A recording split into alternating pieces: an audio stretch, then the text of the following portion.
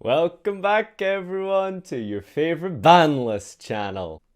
It's that time of year again where content creators get free content from Konami, and here we are doing our usual Boundless meme review. Now, Konami did initially say in their blog post a couple weeks ago that this list was going to be some minor adjustments and it would be something more of a basic tuning thing because they were pretty satisfied with what the format was like and how the direction of the game was going.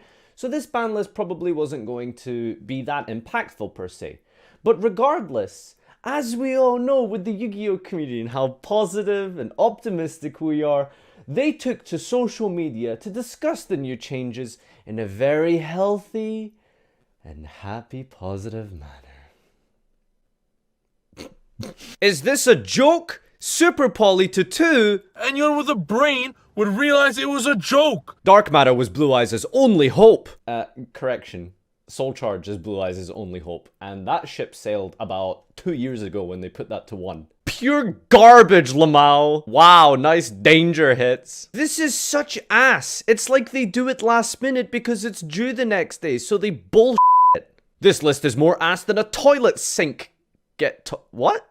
That's not how that saying works, buddy. So regardless of what happens on these ban lists, I guess there's always going to be someone who's a little upset, particularly Blue Eyes players. So we knew initially that Konami did say that this ban list was going to be very minor and the hits were probably not going to be super crazy and impactful, just a bit of a tuning pass, really, like some bug fixes is really what this ban list was going to do. Nothing happened. April-May 2019 ban list. Wow, this is worthless. I think to say that this ban list being worthless is probably a bit of an overstatement. We did have some notable casualties, of course. With any ban list, there always seems to be one poor little Link monster since Master 04's release that gets hit in some kind of shape or form. I'm sorry, little one.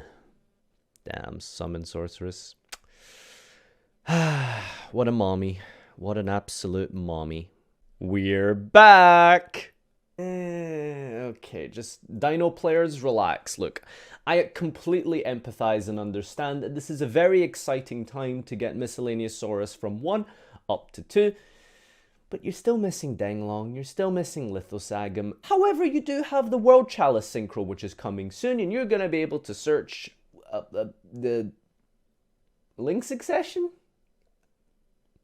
Is that good in dinos? Okay, look, I get it. When it comes to Konami, you kind of just have to take what you get when it comes to legacy support, whether that be actual new cards being printed, reprints, or, you know, a ban list assistance, which this is definitely going to help dinos a little bit, but I don't really know what you're trying to really achieve with 3 Miscellaneous Sorceress. So, what's my opinion on this ban list, and what do I have to say about it? Well,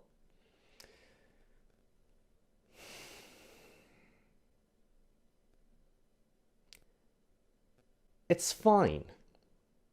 This ban list is fine. But maybe that's kind of the problem with it. It's that it's just fine. Nothing really happened. I don't want to say that this is a bad ban list. It's not a bad ban list. It's actually a great ban list. It's perfect. Some of the bans were absolutely spot on, and Konami did an amazing job of identifying the problem cards. Rather than dealing with symptoms, they kind of dealt with the root cause with, for example, launch and things like that. But it's just a bit hard to get excited.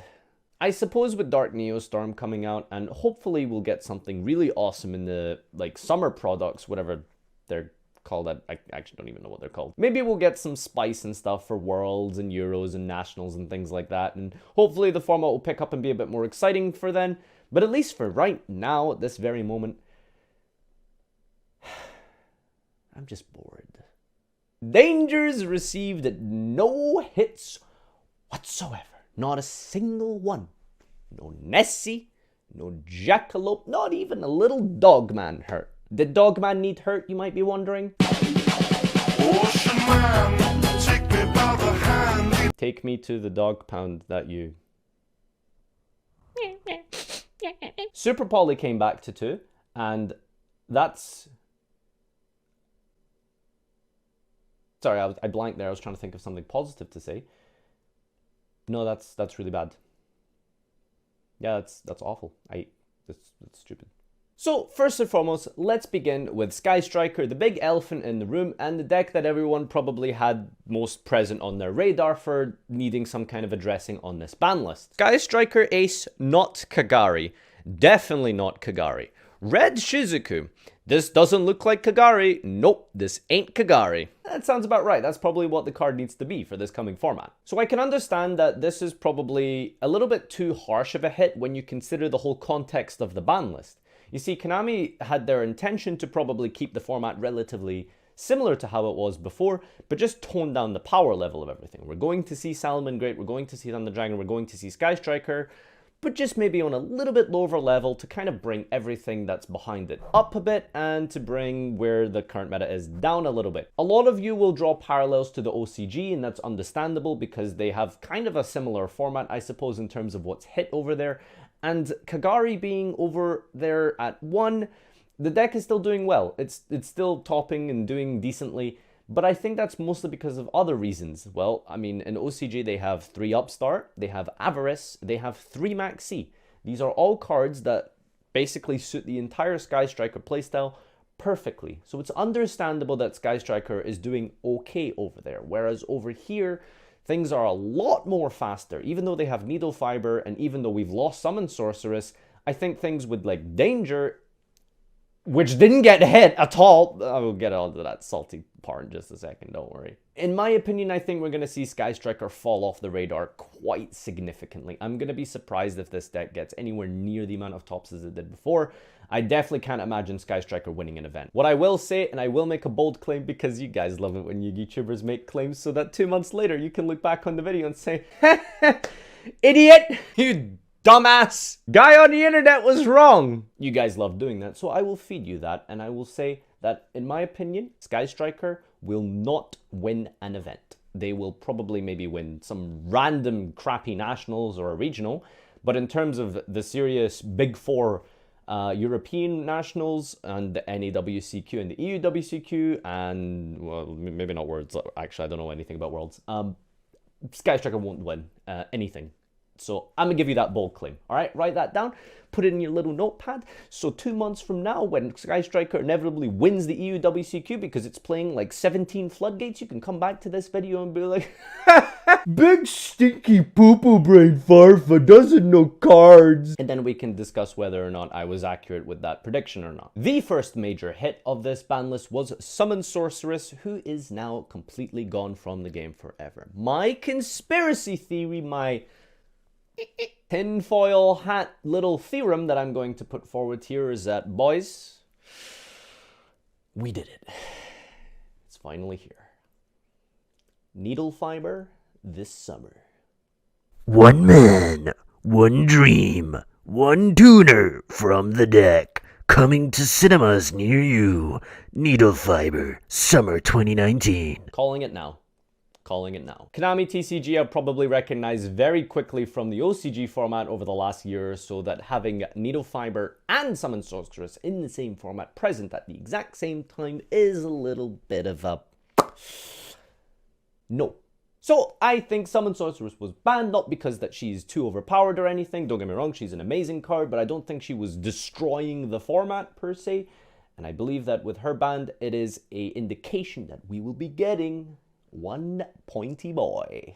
Dark Matter Dragon is a card that got banned, and, well, I suppose that stops the absurdity that was Thunder Dragon doing some of their plays. They also got Sky Blaster to 1, so it's understandable that this deck is going to fall in line a little bit and do better than it ever has before, actually. I mean, where do we go with this one, guys? Like, they hit Sky Striker to the point where I believe it's not going to win any events, so what does that leave us with? Salamangreat Thunder Dragon format, basically. So I think Thunder Dragons are going to have a bit of a hard time against Salamangreat, which lost nothing.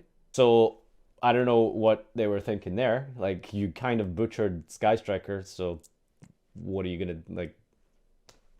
Well, what are you expecting? Salamangreat is just insane. Okay, they lost 2 consistency cards. They're just going to replace it with, like, more hand traps or something like that. The fundamental combo and end boards and standard plays that Salamangreat do are very much alive and still the exact same. I mean, that's basically it. What else is there to say? Format's basically the same, with Sky Striker being significantly more weaker than it was before. I would predict that Sky Striker is going to get maybe something around, you know, 2 to 6 tops per major 64 top cut event rather than the 20 plus it was getting before. So, I mean, that's where we're at. Salmon Great's gonna be awesome. Thunder Dragon's gonna be awesome. Orcust is gonna be awesome. So, there you go. Thank you everyone for watching. Until next time, my name's been FarfaYGO. Subscribe, comment, and all that stuff. Watch me live on Twitch, and adios. Keep spending most our lives living in the gangster's paradise.